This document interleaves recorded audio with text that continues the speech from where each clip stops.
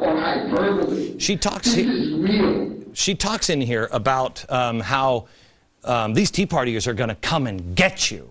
This is just like when they rounded up the Japanese. I mean, it's quite a stirring speech. That bothered me. That really bothered me. Because I do believe take power is the next step here. Stage demonstrations. Riots, they need trouble. But something bothered me even more. In the summer, Van Jones cloaked a message here in peace and love, and it stuck out to me. I want you to listen to what he says. You handle the top down, but it's also bottom up and inside out. Top down, bottom up, and inside out. So now your challenge as you leave here, our challenge, is to take care of that bottom up part and that inside out part, the heart part. The heart part. That's what did it for me. He said the heart part. I'm like, there's something wrong here. But I didn't know what this meant.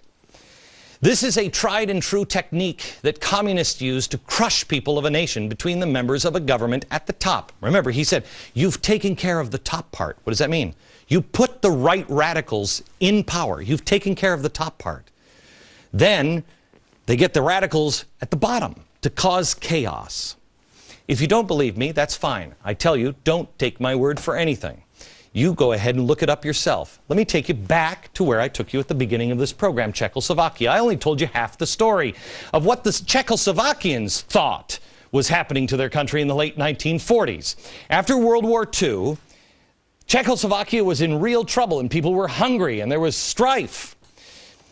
And a small group of communists managed to gain power in the Czech government through parliamentary maneuvers. That was taking care of the top-down pressure. Meanwhile, unbeknownst to all the people in Czechoslovakia, they were agitating people, getting them out into the streets, riot, strike, protest, create the illusion of a widespread clamor for change.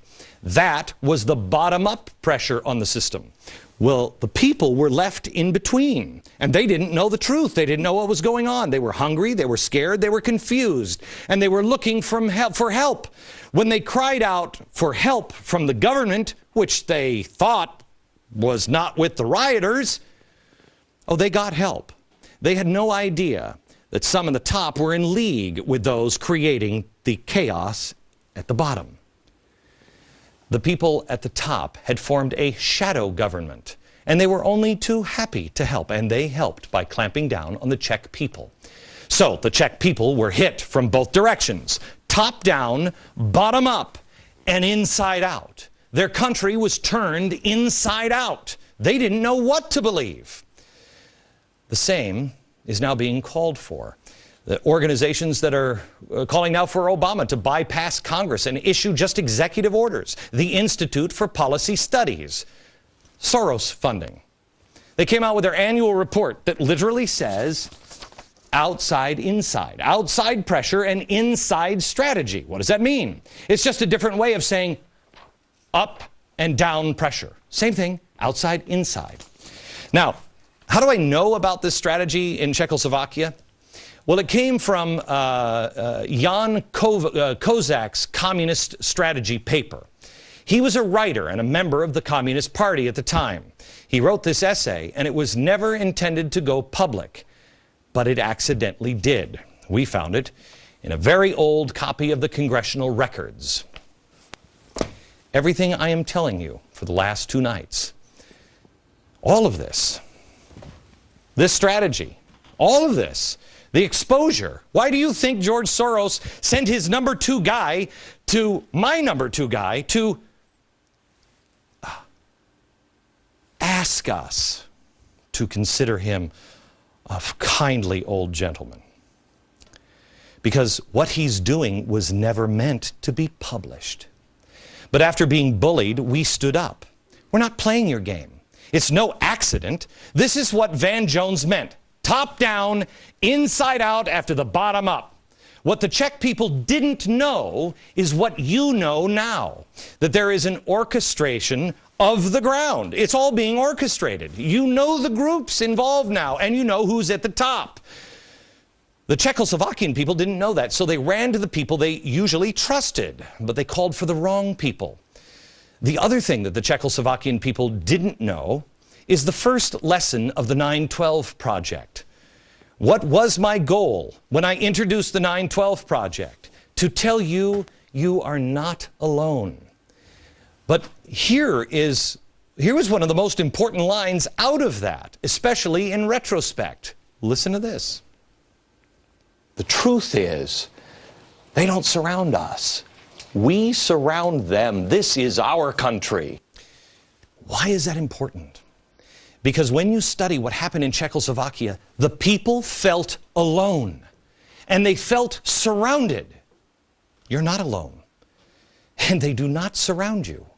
It's an illusion. It's a puppet show. It's a stage. The radicals need you to feel that way. They need you to riot. They need you to create chaos. They'll do it if you won't, but they'd prefer that you did it. So when Van Jones says, bottom up, he means get out into the streets. Why do you think she's telling the young communists? They're coming for you. Get out into the streets. It's a game. And George Soros enjoys the game. He finds it kind of fun, those subversive activities, not my words, his words. He means the government forces that are in league with the riots when Van Jones says, bottom up and top down, the top will clamp down. Those are the people who are trying to force this president to do what he knows needs to be done. Van Jones' words. Top down, bottom up, inside out strategy. That's what's happening. Except now we've thrown a tire iron into their little game that they have played 4 other times, and they are now executing the 5th time. But now we're changing the game. That's why we have tried to arm you with the most powerful weapon you have, information you need.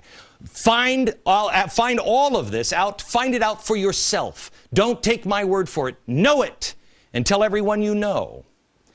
George Soros, you should know one thing, sir. We are not Czech citizens. We are Americans.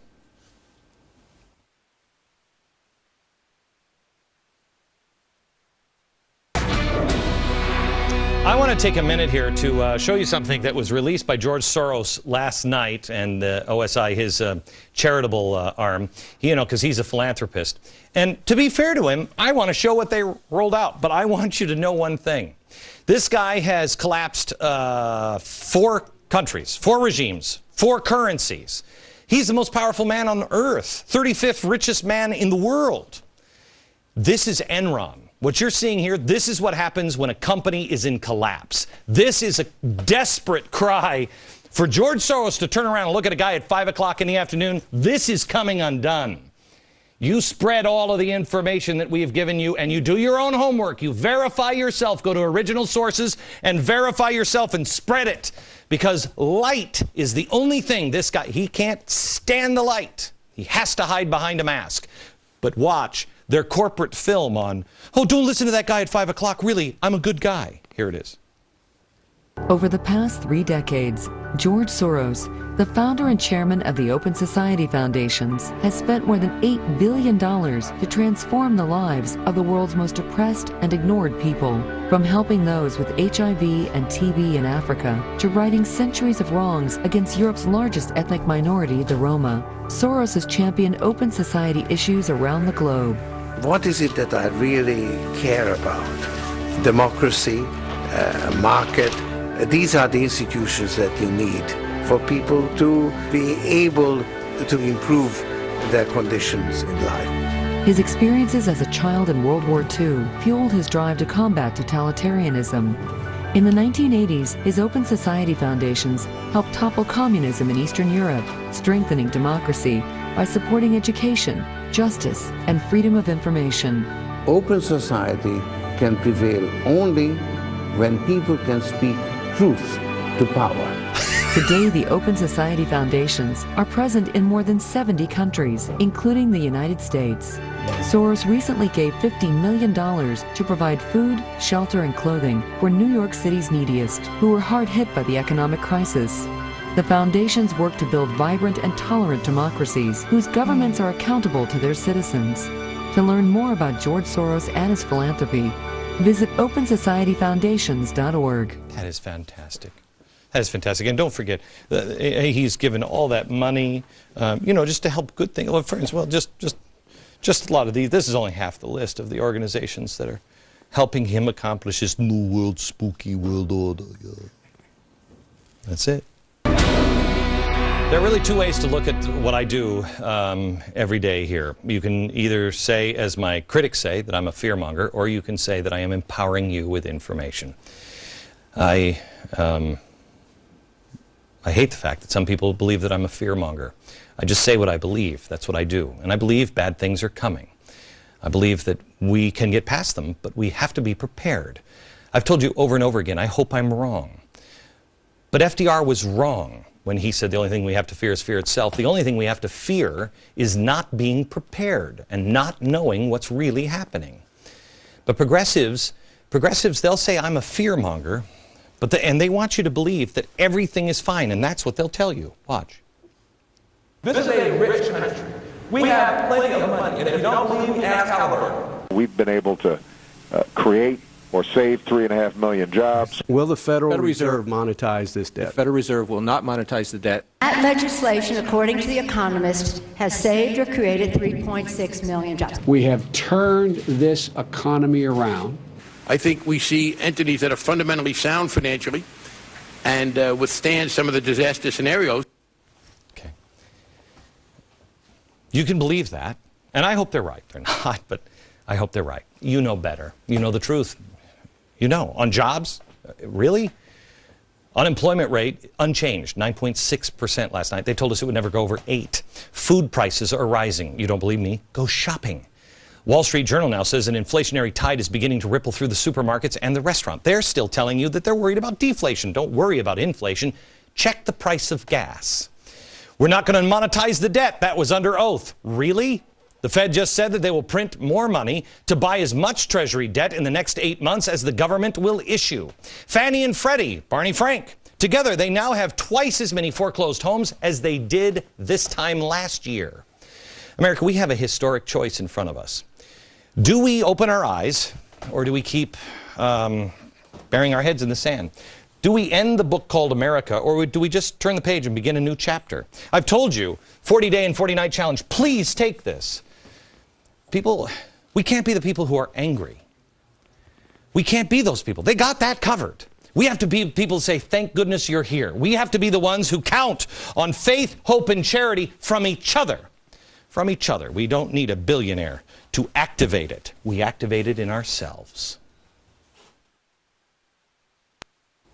Please share all this information with your friends. A little more on the Puppet Master on tomorrow's show. And then on Friday, we're going to change the mood a bit. We're going to talk about gratitude with an incredible audience. You do not want to miss Friday. From New York, good night, America. President Obama's deficit cutters make bold recommendations on slashing federal spending. The president tries to mollify global critics by insisting the world needs a strong U.S. economy. And he co-wrote the contract with America 16 years ago. Does Newt